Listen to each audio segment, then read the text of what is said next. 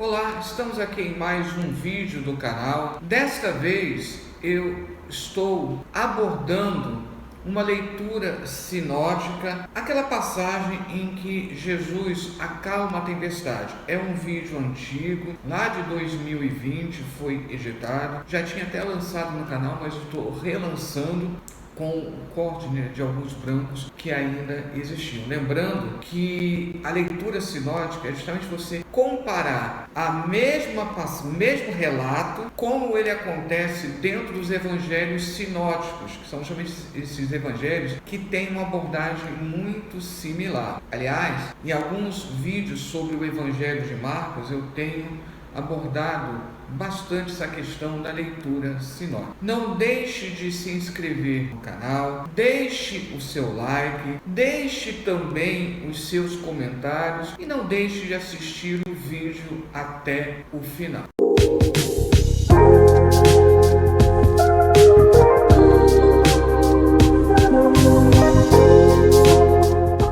Então, o episódio em que Jesus acalma a tempestade, ele faz parte de uma subsequência no Evangelho de Marcos, que gira em torno da temática do mar. Primeiro, Jesus salva os discípulos da morte no mar. Está lá no capítulo 4, do versículo 35 ao 41. E aí, depois, Jesus permite que os demônios se precipitem no mar. É aquela passagem em que os demônios eles entram nos portos e Jesus permite que eles se precipitem no mar. E as duas sequências e essas duas passagens elas estão intimamente relacionadas, porque ali é a primeira parada de Jesus depois que ele passa pelo Mar da Galileia. Então, logo no início do Evangelho de Marcos, quando diz passemos para outra margem, é justamente o momento que ele efetua a cura de um endemoniado. E é interessante que elas estão tão relacionadas que essa sequência ela é reproduzida tanto em Mateus quanto em Lucas, ou seja, também em Mateus e também em Lucas você tem logo a seguir do episódio em que Jesus acalma a tempestade, você tem o episódio envolvendo esse endemoniado gadareno. O que representa o mar aqui? O mar aqui é o local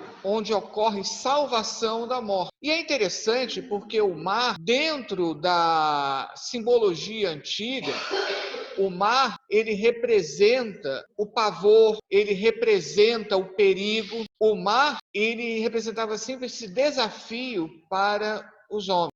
Não por acaso, as chamadas grandes descobertas em que precisaram atravessar o Atlântico para poder chegar aqui nas Américas, demorou muito, porque essa travessia era considerada extremamente perigosa. Mas aqui, nessas duas passagens, é em meio ao mar que ocorre a salvação da morte. Primeiro, dos discípulos e depois de um endemoniado, que ele é salvo da morte também. Então, dentro da nossa proposta, primeiro nós vamos estudar a passagem do Evangelho de Marcos. Não somente porque o Evangelho de Marcos é reputado, é considerado o mais antigo, como também no Evangelho de Marcos ele é o mais desenvolvido. Então nós vamos abrir aqui no Evangelho de Marcos, no capítulo 4, no versículo 36. Evangelho de Marcos, capítulo 4, a partir do versículo 35. Nos diz assim: naquele dia, sendo já tarde, disse-lhes Jesus: passemos para a outra margem. Fica subentendido a outra margem do Mar da Galileia, ou melhor dizendo, do Lago da Galileia. E aí no versículo 36 nós continuamos lendo. E eles, despedindo a multidão, essa multidão aparece no contexto anterior, e eles, despedindo a multidão, o levaram assim como estava no barco, e outros barcos o seguiam. Versículo 37 agora. Ora, levantou-se grande temporal de vento, e as ondas se arremessavam contra o barco, de modo que o mesmo já estava a encher-se de água. Aí no versículo 38, e Jesus estava na popa, dormindo sobre o travesseiro. Eles o despertaram e disseram: mestre, não te importa que pereçamos? Aí no versículo 39, e ele despertando, repreendeu o vento e disse ao mar: acalma-te, emudece. O vento se aquietou e fez grande bonança. Versículo 40 agora, versículo 40. Então lhes disse: por que sois assim tímidos? Como é que não tem fé? E então o relato termina no versículo 41, e eles, possuídos de grande temor, diziam uns aos outros: quem é este que até o vento e o mar lhe obedecem?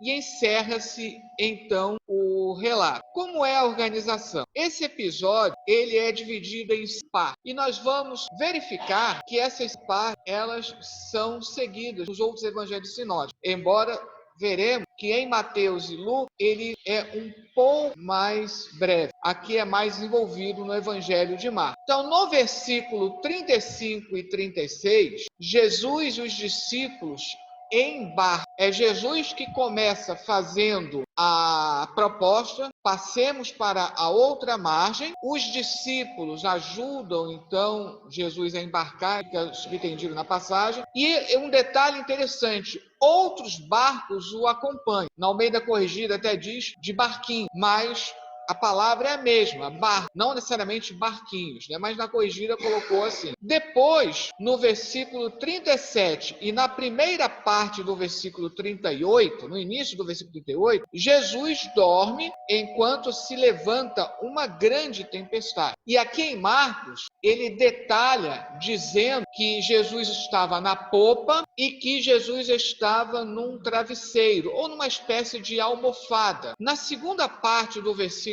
38, vem a pergunta que é a central de toda a passagem: mestre, não te importa que pereçamos? Isso é o que está na segunda parte do versículo 38. No versículo 39, então, Jesus levanta-se, repreende o mar e silencia a tempestade. E aí no versículo 40, Jesus, ele faz uma pergunta em forma de repreensão aos discípulos. E aí depois você tem a reação dos discípulos. Eles ficam tomados de temor. Então Jesus e os discípulos embarcando, lá no início, tem correspondência com a pergunta de Jesus e a reação dos discípulos. Isso tem uma relação. Jesus dorme enquanto se levanta uma grande tempestade. Aí depois, Jesus é que se levanta, ou seja, despertando, está mais dormindo, e então ele repreende o mar e silencia a tempestade. E no centro, então, fica essa pergunta dos discípulos. Agora, alguns detalhes que merecem aqui serem chamados à atenção. A travessia pelo Lago da Galileia, que também é chamado de Mar da Galileia, é a mesma questão do Mar Morto. Não é exatamente um mar, mas a palavra utilizada é a mesma. Então, essa travessia pelo Lago da Galileia lembra a travessia do povo pelo Mar Vermelho, a saída do Egito, e que fala acerca da fé. Nós podemos abrir lá em Êxodo, no capítulo 40, Êxodo, no capítulo 14, versículo 31. Êxodo 14, versículo 31. Êxodo 14, você tem lá no versículo 13. Falei 31, mas é o versículo 13. Moisés, porém, respondeu ao povo: não temais, aquietai-vos e vede o livramento do Senhor que hoje vos fará, porque os egípcios que hoje vedes, nunca mais os tornarei a ver. Interessante o versículo 14. O Senhor pelejará por vós e vós vos calarei. E ali Jesus, ele manda justamente que o mar, ele cale. É bem interessante. Agora aqui, versículo 31. Êxodo 14, 31. Agora sim o versículo 31. E viu Israel o grande poder que o Senhor exercitara contra os egípcios, e o povo temeu ao Senhor e confiou no Senhor e em Moisés, seu servo. Então tudo isso fala o quê? De fé. Nós ainda temos que a fé é diretamente mencionada na parte extrema, quando Jesus pergunta: como não tendes ainda fé? Quando Jesus repreende os discípulos por ainda não terem essa fé. Mas ela fica subentendida lá no início. É interessante também que os discípulos não questionam lá no início o porquê da ordem de Jesus para entrar no barco e ir para outra margem. Jesus simplesmente diz: passemos para outra margem. Mas obedecem e levam Jesus ao barco. E os outros barcos que o seguem, é interessante detalhe mencionado por Marcos. Esses outros barcos que o seguem lembram a multidão de israelitas acompanhando Moisés para a travessia do Mar Vermelho. Então é interessante como tem uma conexão, como se costuma dizer, que você não percebe. Existe essa conexão aqui desse episódio com o episódio da travessia do Mar Vermelho. A imagem do barco representa o modo de pregar a todos, como aparece lá no início do capítulo 4, versículos 1 e 2. Há alguns até que mostram que o barco é como se representasse a própria igreja, de onde Jesus ele prega. Os outros barcos significam o quê? Justamente aqui Jesus está passando para a outra margem, porque logo depois Jesus começa também o ministério fora dos limites da Galileia. Então esses outros barcos representam o quê? Esse barco no qual ele está representa primeiramente Israel. E esses outros barcos representam todos os outros representam os gentios que estão também sendo convidados a ouvirem e aceitarem a mensagem de Jesus. Todos aqueles estão sendo convidados. Você vê que esses outros barcos vão acompanhando. A ação de Jesus dormir na popa lembra a pergunta do salmista, lá no Salmo 44, versículo 23. Vamos abrir aí no Salmo 44, versículo 23. Salmo 44, versículo 23. Desperta. Por que dormes, Senhor? Desperta. Não nos rejeites para sempre. Agora, observem a continuidade. Por que escondes a face e te esqueces da nossa miséria e da nossa opressão? É bem interessante isso. Nós temos também, quando há o despertar de Jesus pelos discípulos, isso lembra a afirmação do salmista de que o guarda de Israel não dorme. Então, lá no Salmo 44, você tem o grito de desespero do salmista, porque existem momentos em que parece Deus está dormindo, parece Deus, ele não está nos vendo. Daí aquele grito desesperado do salmista. Porém, lá no Salmo 121, versículo 4, nos lembra que, na verdade, o Senhor, ele não dorme. Então, Salmo 121, versículo 4. É certo que não dormita, nem dorme o guarda de Israel. Então você tem essa contraposição. Um outro detalhe bem interessante é que Marcos aqui cita que Jesus ele está na popa. É interessante isso. Quem está no comando geralmente fica na proa, à frente, mas Jesus está na popa. Esse ato de Jesus estar na popa, ele fala da retaguarda, mostrando que Jesus, ele está ali atrás, mas no momento que os discípulos necessitarem, Jesus, ele age. É bem interessante esse detalhe mencionado por Marcos. Então você tem aqui uma contraposição perfeita. Jesus repreende o vento e ordena ao mar se aquietar, silenciar. Isso é bem interessante. Tratando-os como elementos demoníacos. Marcos tem essa característica, que é muito mais envolvida do que os outros evangelhos. Ele manda que ele repreende o vento como se estivesse repreendendo um demônio, uma pessoa, e ele ordena ao mar se aquietar e silenciar. Ou seja, o mar aqui está representando os elementos demoníacos, que provocam inquietude, que provocam tribulação no homem. É bem interessante esse detalhe. Que, portanto, representa um desafio. O mar aqui, ele tem esse simbolismo. E é bem interessante que em outras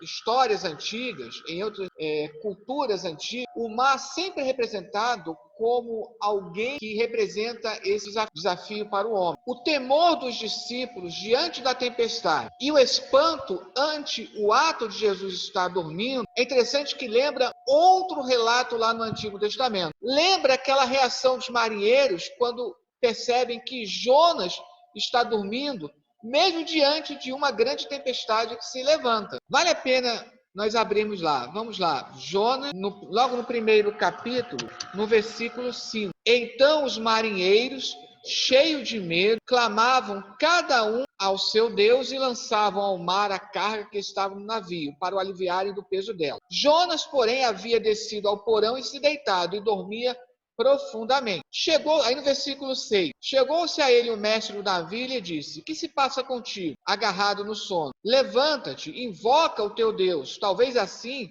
esse Deus se lembre de nós, para que não pereçamos. É interessante que lá também é mencionado esse tema do perecer. A pergunta no versículo 38b é o centro de toda a passagem, a mais importante, porque mostra que na hora da extrema angústia, muitos fazem essa pergunta, embora aqui a pergunta seja quase ofensiva, porque é como se estivesse perguntando a Jesus: mestre, você não importa que pereçamos? E é óbvio, Jesus, sem importa, mas na hora daquela angústia, eles fazem essa pergunta que não deixa de ser uma pergunta audaciosa. Mestre, não te importa que pereçamos? O tema da tempestade acompanhada de vento lembra Jonas 1, versículo 4. Então, ali você percebe que logo no versículo 4, mas o Senhor lançou sobre o mar um forte vento e fez-se no mar uma grande tempestade, e o navio estava a ponto de se despedaçar. Então, percebam como os elementos, eles vão coincidir, nós lemos ali. Sendo que aqui, no livro de Jonas, você percebe que é o Senhor que enviou esse forte vento que provocou uma grande tempestade. Agora, um outro versículo que também fala desse tema da tempestade acompanhada de vento é Jeremias 20:32. Abre lá em Jeremias, no versículo 20, capítulo 32. Jeremias 25, Jeremias capítulo 25, no versículo 32. Assim diz o Senhor dos Exércitos: eis que o mal passa de nação para nação e grande tormenta se levanta da terra. Então percebam como esse tema da grande tormenta sempre fala de alguma coisa e lembra uma tribulação. Então aqui nós temos a maneira como Mar ele relata. Agora nós vamos para Mateus e verificar quais são as diferenças que são produzidas em Mateus. O detalhe é que tanto Mateus quanto Lucas, eles vão abreviar um pouco. Eles vão tirar alguns detalhes e substituir outros. Então, Mateus, no capítulo 8, a partir do versículo 23. Mateus 8, 23. Vai até o versículo 27. Então, entrando ele no barco, seus discípulos o seguiram. E eis que sobreveio no mar uma grande tempestade, de sorte que o barco era varrido pelas ondas, ou coberto pelas ondas. Entretanto, Jesus dormia. Mas os discípulos vieram acordá-lo, clamando: Senhor, salva-nos, perecemos, ou estamos perecendo. Perguntou-lhes então Jesus: por que sois tímidos, homens de pequena fé? E levantando-se, repreendeu os ventos e o mar, e fez-se grande bonança. Só que aqui nós estamos vendo como ela é contada em Mateus 27. E maravilharam-se os homens, dizendo: quem é este que até os ventos e o mar lhe obedecem? Então percebam que aqui Mateus, ele reduziu um pouco o relato, mantendo as linhas gerais, ou seja, o fato de Jesus e os discípulos entrarem num barco, de se levantar uma grande tempestade, o desespero dos discípulos, o fato de Jesus acalmar essa tempestade e depois a reação de se maravilhar. Agora vamos ver em pormenor as diferenças que nós encontramos aqui. Então, o relato de Mateus, apesar de ser reduzido, ele também é dividido em 5. É o mesmo esquema que nós vimos lá em Marcos. Jesus entra no barco, seus discípulos o seguem, no versículo 23. Sobreveio uma tempestade enquanto Jesus dormia, versículo 24. Aí no versículo 25, o grito dos discípulos: Senhor, salva-nos, perecemos. Aí no versículo 26, Jesus repreende os discípulos, o mar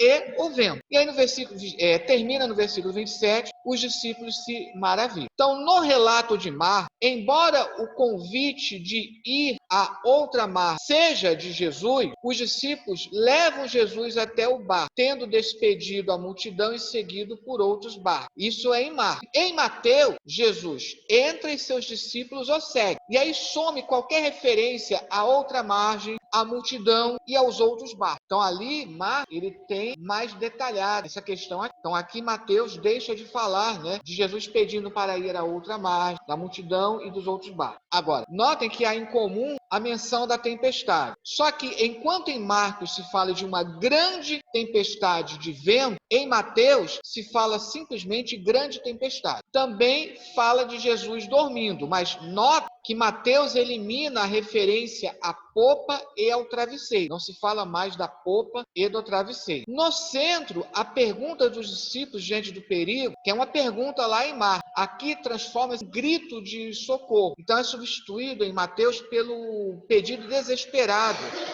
Senhor, salva-nos, perecendo. Logo a seguir, em Marcos, primeiro Jesus age com relação ao vento e à tempestade. E depois ele pergunta aos discípulos por que ainda não possuem fé. Essa ordem é importante. Em Marcos, Jesus desperta, ele age, cessando a tempestade, o vento e tudo. E depois, então, ele pergunta aos discípulos, como é que ainda vocês não têm fé? Mateus, ele mudou a ordem. Primeiro, Jesus repreende os discípulos, chamando-os de pouca fé, embora mantenha a palavra tímida. Essa expressão pouca fé, ela é característica de Mateus. Fora de Mateus, ela só aparece um único versículo lá em Lucas, mas fora aquele único versículo de Lucas, ela é praticamente exclusiva de Mateus. Então, primeiramente, Jesus repreende os discípulos e depois repreende os ventos e o mar. Mudou a ordem, porque Jesus coloca, aqui Mateus coloca Jesus repreendendo todos de uma vez só. Os discípulos, o vento e o mar. É bem interessante essa ordem que é colocada em Mateus. Só que ele retira a menção de aquietar-se e silenciar. Ele apenas repreende. Finalizando, o espanto dos discípulos mediante uma pergunta é o mesmo. Só que, enquanto Mateus fala do temor, os discípulos eles se atemorizaram, ficaram cheios de temor. Já Mateus diz que eles ficaram maravilhados e não com temor. Então, notem como Mateus, ele tira detalhe, ele deixa um relato um pouco menor e muda outros detalhes. Tá?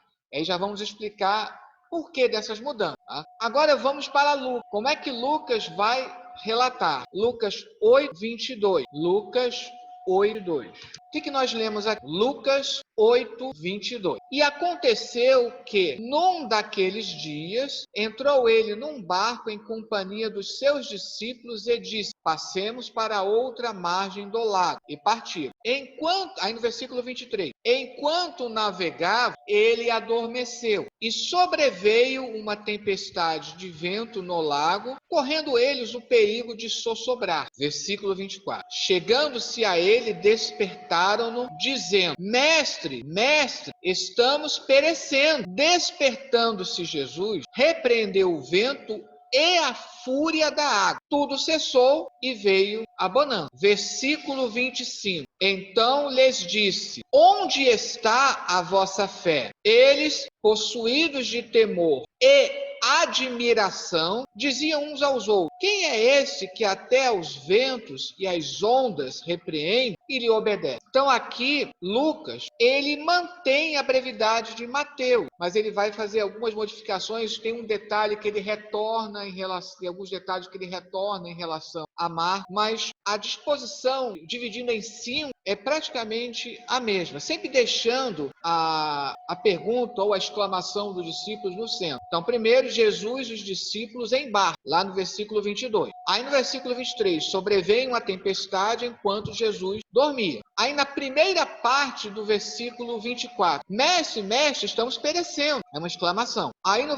na segunda parte do versículo 24, até a primeira parte do versículo 25, Jesus repreende o vento, a fúria das águas e os discípulos. E aí termina, na segunda parte do versículo 25, com a reação dos discípulos. Então, quais são as mudanças que são efetuadas aqui por Lucas? Lucas retoma o relato de Marcos ao mencionar Jesus e os discípulos embarcando juntos e a necessidade de ir para outra margem. Mas, como Mateus, mantém de fora a multidão e os outros barcos, ou seja, ele só retornou com a menção de Marcos, de Jesus, dizendo que era necessário ir para outra margem, que Mateus tinha omitido esse fato. A menção da tempestade, aqui de vento, retirando a especificação de grande que havia lá em Marcos. Então, ele fala de uma tempestade de vento. Então, a menção dessa tempestade, enquanto Jesus dorme, segue o relato de Mateus, inclusive tirando toda a menção que havia em Marcos, da polpa, do travesseiro. No centro, a exclamação: mestre, mestre, estamos perecendo, vai combinar Marcos, substituindo a palavra mais comum para mestre, didáscalo, para epistar, típica de Lucas, com a ênfase no perecer de Mateus. Então ele pega lá a expressão mestre, embora substitua por outra palavra no grego. É uma palavra típica de Lucas, mas o significado é o mesmo, com uma pequena nuance que eu vou explicar daqui a pouco. Mas ele pega a ideia de chamar Jesus mestre, lá de Marcos, e junta, né, com essa exclamação desesperada, né, de que estão perecendo, né, lá de Mateus. Como em Marcos, primeiro Jesus age repreendendo o vento e a fúria das águas e depois dirige-se aos discípulos. Então ele volta a essa ordem que havia em Marcos, porque nós vimos que Mateus tinha mudado a ordem. Jesus primeiro repreende para depois agir em relação à tempestade. Aqui ele volta à ordem. Só que aqui, agora ele pergunta aonde está a fé dele. Então é interessante como a pergunta de Jesus vai se modificando. Para a reação dos discípulos, aí combinou o temor relatado em Marcos com o maravilhar-se de Mateus. Ele combinou, porque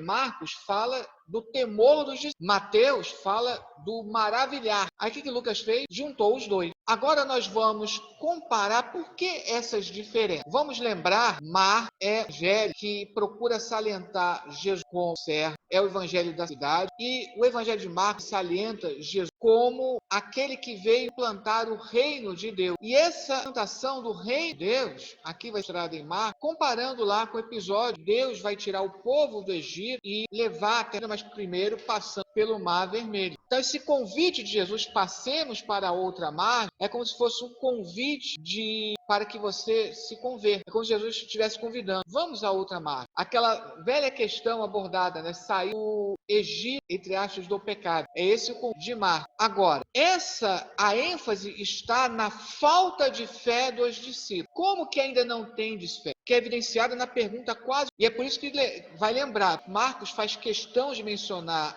a popa e o travesseiro. O travesseiro é para lembrar, Jesus está vindo mesmo. E a popa é para mostrar que Jesus está lá atrás, como que, entre aspas, esquecido, mas Jesus está. Ou seja, Jesus está lá, pronto a nos socorrer no momento oportuno. Essa é a Emma. Mateus, ele muda a perspectiva. Lembrando que Mateus, ele é um evangelho que ressalta Jesus como o rei, o Messias prometido lá no Antigo Testamento. Por isso que Mateus ele tem uma preocupação maior com relação à questão das profecias do Antigo Testamento. E é por isso que ele muda aqui para o grito dos discípulos, lembrando as promessas de salvação lá no Antigo Testamento. Senhor, salva, Senhor, nos salva, estamos perecendo. Isso lembra, por exemplo, olha o Salmo 118, versículo. Salmo 118, versículo. Olha como o grito dos discípulos é bem parecido com essa declaração aqui do Salmo 118. Ó, salva-nos, Senhor, nós te pedimos. Ó, Senhor, concede-nos prosperidade. Então, olha a primeira parte, a primeira linha do versículo, como é bem similar ao grito. Ó, salva-nos, Senhor, nós também temos aqui Jeremias 31, 7. Jeremias 31, 7. Porque assim diz o Senhor: cantai com alegria a Jacó, exultai por causa da cabeça das nações, proclamai, cantai louvores e dizei: salva, Senhor, o teu povo, o restante de Israel. Então, quando Mateus ele substitui a pergunta quase que ofensiva dos discípulos, como está lá em Marcos, por essa exclamação, é para lembrar das promessas de Deus lá no Antigo Testamento. Porque Mateus ele procura enfatizar muito isso. Lembra das promessas que foram feitas a Israel e que continua para nós também. E é por isso, essa questão de lembrar do agir de Deus no passado, das promessas de salvação de Deus no passado, por isso que Mateus ele mudou a ordem. Jesus ele primeiro repreende os discípulos para depois agir. Por isso que foi feita essa inversão. Agora é interessante que ele, embora repreenda antes de agir, ele reconhece que existe fé, somente ela é uma fé pequeno, homens de pouca fé. Então, enquanto em Marcos fala daquele que você não encontra fé, aqui reconhece que existe alguma fé, só que ela está fraca, ela está abafada, e ela precisa então ser aumentada, permitindo que os discípulos mais uma vez vejam as maravilhas operadas por Deus. E aí vem Lucas. Qual é a proposta de Lucas? O que Lucas coloca é essa exclamação: mestre, mestre, estamos perecendo. E ele faz uma mudança que não é percebida nas nossas traduções, porque as duas palavras no grego significam mestre. Só que didáscalo, que veio da origem da palavra didática no português, ela é a mais comum. Já Lucas, em alguns momentos, utiliza essa palavra que ela, além de significar mestre, pode falar de tutor, superintendente, aquele que governa. Então fala de Jesus como aquele que veio não somente para Israel, porque essa é uma preocupação constante de Lucas. Se Mateus ele centra mais nas promessas feitas a Israel no Antigo Testamento, Lucas ele tem essa visão mais universalista. Então quando utiliza essa palavra, que ela se perde na tradução, mas quando você percebe ela no grego, fala de Jesus como aquele que veio para o mundo inteiro. Jesus como modelo para toda a humanidade. E aí é interessante a pergunta de Jesus: aonde está a vossa fé? Ou seja, essa fé, ela existe, só que ela é mal direcionada, porque você percebe que a fé na humanidade, ela é diluída em muitas outras coisas, mas não em Deus. Então Lucas, ele salienta aí. Aonde está a fé? Você vê que em outros momentos, você tem uma pergunta semelhante, como naquela parábola que Jesus pergunta: quando, porém, vier o Filho do Homem, achará fé na terra? Então, a necessidade, dentro dessa perspectiva de Lucas, de que essa fé, ela possa ser bem direcionada. Aonde ela está, em quem ela está depositada. Então, por isso você tem essa diferença nos diversos evangelhos. Então, você percebe a mesma passagem, porque cada evangelista contou de uma maneira diferente. Aquilo que eu já mencionei em outra ocasião, o objetivo é que Jesus possa alcançar todas as pessoas. Cada evangelho se dirige a um público diferente da época e se dirige também a vários públicos hoje, mas Jesus ele quer se dirigir a todos. Amém? Que Deus abençoe. Estarei orando para encerrar, e aí na próxima sexta-feira nós continuamos com a proposta da leitura sinótica. Hoje eu comecei 7h30, praticamente em ponto, né? Estaremos orando, e aí depois de encerrar a gravação, aí teremos a oportunidade de tirar dúvidas aí. Eu vou só dar a bênção apostólica aqui para terminar, encerrar a gravação, mas depois nós estaremos aí para tirar dúvidas, amém? Senhor nosso Deus e Pai, queremos te agradecer por mais este tipo de doutrina. Abençoa cada um dos teus filhos, cada vez mais possamos nos interessar no aprendizado da tua palavra, em nome de Jesus. Que a graça de nosso Senhor e Salvador Jesus Cristo, o grande amor de Deus nosso Pai e as doces consolações do Espírito Santo sejam com todos, agora e para todos sempre. Amém.